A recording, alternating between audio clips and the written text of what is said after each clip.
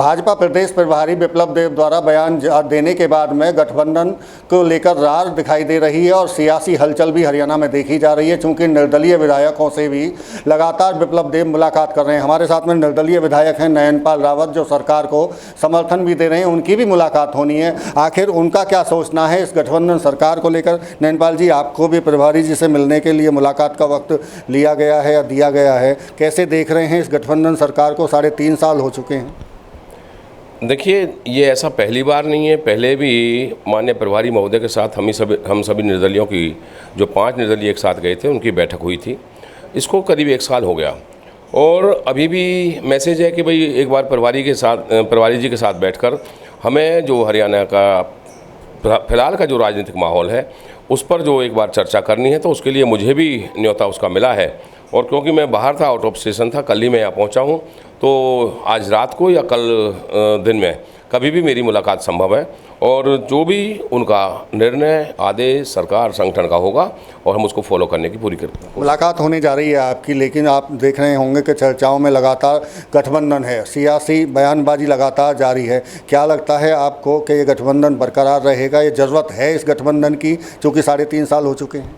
देखिए, इस गठबंधन की ज़रूरत है या नहीं है, ये देखना संगठन का काम है, भारतीय जनता पार्टी का काम है। हमने तो माननीय मुख्यमंत्री महोदय को पहले से ही बिना शर्त के समर्थन दे रखा है सरकार चलाने के लिए, क्योंकि माननीय मुख्यमंत्री मनोहर लाल जी हरियाणा एक हरियाणवी एक के नाम पर पूरे हरियाणा का विकास करते हैं। पूरे हरियाणा के 90 की 90 विधानसभा सीटों को बराबर लेकर चलते हैं। और जहाँ तक मैं गठबंधन की बात करूँ, तो गठबंधन का जो ये मामला है, गठबंधन का जो रहना या ना रहना है, ये बहुत देर हो चुकी।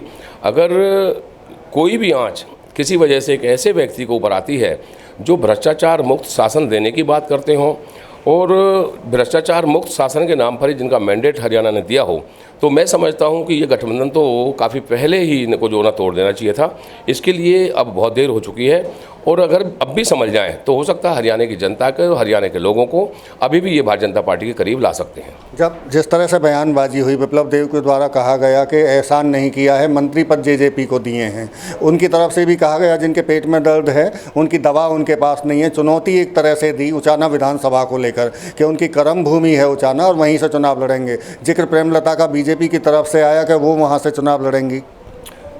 देखिए, मैं इस चर्चा पर नहीं जाना चाहता। मैं तो एक एमएलए होने के साथ साथ, मैं पहली बार एमएलए बना हूँ, मैं कोई राजनीतिक व्यक्ति नहीं हूँ। लेकिन अगर मैं आम आदमी की बात करूँ तो आम आदमी, जो हरियाणा के आदमी की सोच है, प्रदेश के आदमी की सोच है, वो केवल यही है कि भारतीय जनता पार्टी जहाँ एक तरफ भ्रष्टाचार मुक्त शासन देने की बात करती है या कमीशन खोरी से दूर रहने की बात करती है, तो ऐसे वक्त में गठबंधन का बना रहना, और मैं समझता हूं कि पहले ही दिन से जब भारतीय जनता पार्टी के 40 एमएलए के साथ 7 से 8 एमएलए इनके पास निर्दलीय के रूप में इनको सपोर्ट कर रहे हैं, तो मैं नहीं समझ रहा कि इतनी जिस प्रकार से बैकफुट पर भारतीय जनता पार्टी को या हमारी सरकार को आना पड़ा है, ये नहीं आना पड़ता है इनको। जो आज हरियाणा में नेगेटिविटी पैदा हुई है भारतीय जनता पार्टी के खिलाफ, वो नहीं पैदा होती। और निश्चित तौर पर माननीय मुख्यमंत्री मनोहर लाल मैं तो कल कहा था कि उनकी जो सफ़ेद चादर है उस पर दाग लगाने का काम ये गठबंधन से हुआ है, उससे दाग लगा है इनके दामन पर। उसको छुड़ाने के लिए अभी भी समय है। अगर अभी संभल गए तो हो सकता है हरियाणा की जनता को ठीक ठाक जवाब दे पाएँ और हरियाणा की जनता दोबारा से एक बार भारतीय जनता पार्टी के साथ खड़ी हो जाए। बिल्कुल, देखिए, बड़ी बात कह रहे हैं निर्दलीय विधायक नयनपाल रावत की जो भ्रष्टाचार मुक्त शासन की बात बीजेपी की तरफ से कही गई थी, उस पर कहीं ना कहीं दाग लगता हुआ दिखाई दे रहा है और सीधा सीधा इशारा गठबंधन पर है। और साफ तौर से उनका कहना है कि बिना गठबंधन के सरकार चल सकती है और आने वाले दिनों में अगली बार भी सरकार अगर गठबंधन टूटता है तो दोबारा से बीजेपी की ही बनेगी। फरीदाबाद से देवेंद्र कौशिक, इंडिया न्यूज़।